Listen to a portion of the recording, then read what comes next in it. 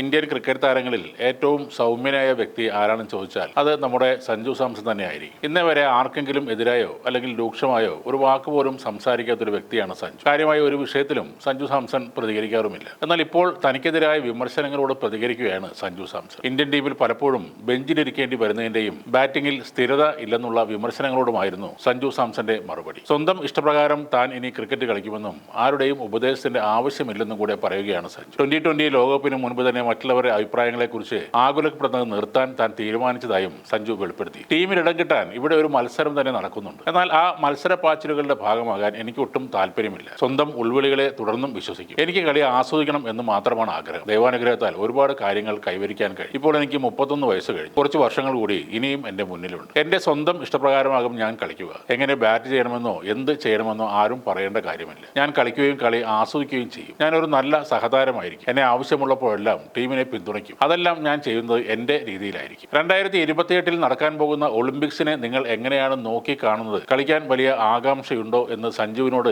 ചോദ്യം ചോദിക്കുന്നു. അതിന് മറുപടിയായി സഞ്ജു സാംസൺ പറയുന്നത്, എനിക്കിപ്പോൾ ടീമിൽ ഒരു സ്ഥാനമേ ഇല്ല. ഞാൻ കുറഞ്ഞ പക്ഷം 14-മനോ അല്ലെങ്കിൽ 15-മനോ പോലുമല്ല. പിന്നെ എങ്ങനെയാണ് ഞാൻ ഇപ്പോൾ 2028 ഒളിമ്പിക്സിനെ കുറിച്ചും അവിടെ എന്ത് ചെയ്യും എന്നതിനെ കുറിച്ചുമൊക്കെ ചിന്തിക്കേണ്ടത് എന്നാണ്. സമയം വരുമ്പോൾ നമുക്ക് കാണാം. അപ്പോഴും ഞാൻ ഇവിടെയുണ്ടെങ്കിൽ, ടീമിന് എന്നെ ആവശ്യമുണ്ടെങ്കിൽ ദൈവകൃപയാൽ എല്ലാം ശരിയാകും. സഞ്ജു ഇത് പറയുന്നത് കേൾക്കുമ്പോൾ നമുക്കെല്ലാം ഒരു ചെറിയ സങ്കടം തോന്നും. ഗംഭീരമായ പ്രകടനം നടത്തി ടീമിനെ ലോകകപ്പ് നേടിക്കൊടുക്കുന്നു. തുടർച്ചയായി 3 അർദ്ധ സെഞ്ചുറികൾ നേടി സഞ്ജു ഇന്ത്യയെ വിജയത്തിലേക്ക് നയിക്കുന്നു. ടൂർണമെന്റിലെ താരമായി തെരഞ്ഞെടുക്കപ്പെടുന്നു. പിന്നീട് ചില മത്സരങ്ങളിൽ കുറഞ്ഞ സ്കോർ ചെയ്തതുകൊണ്ട് അയാളെ ടീമിൽ നിന്നും മാറ്റി നിർത്തുകയാണ്. അയർലൻഡ് ഇംഗ്ലണ്ട് പരമ്പരകളിലെ ഫോമില്ലായ്മയെ തുടർന്ന് പിന്നീട് നടന്ന സിംബാബ്വെ പര്യടനത്തിൽ സഞ്ജുവിന് സ്ഥാനം ലഭിച്ചില്ല. ഇപ്പോഴും സഞ്ജുവിനേക്കാൾ മോശം പ്രകടനം നടത്തിയവർ ടീമിൽ തുടരുകയും ചെയ്യുന്നു എന്നതാണ് ഏറ്റവും അത്ഭുതപ്പെടുത്തുന്ന കാര്യം. കുറച്ച് വർഷങ്ങൾ കൂടി ടീമിൽ സ്ഥിരസാന്നിധ്യം ആകേണ്ട ഒരാളായിരുന്നു സഞ്ജു സാംസൺ. അത് എതിരാളികൾ പോലും സമ്മതിക്കുന്ന കാര്യമാണ്. മുൻ താരം വീരേന്ദർ സെവാഗ് പറയുന്നത്, ക്രിക്കറ്റ് ചരിത്രത്തിലെ ഏറ്റവും നിർഭാഗ്യവാനായ താരമാണ് സഞ്ജു സാംസൺ എന്ന് ഞാൻ വിശ്വസിക്കുന്നുവെന്നാണ്. സ്വന്തം രാജ്യത്തിനായി T20 ലോകകപ്പ് നേടിയതിന് പിന്നാലെ തന്നെ അദ്ദേഹത്തെ ടീമിൽ നിന്നും ഒഴിവാക്കി. വെറും 3 മോശം പ്രകടനങ്ങളുടെ പേരിൽ ഒരു താരത്തെ എങ്ങനെ ഒഴിവാക്കാൻ കഴിയും? അഭിഷേക് ശർമ്മയും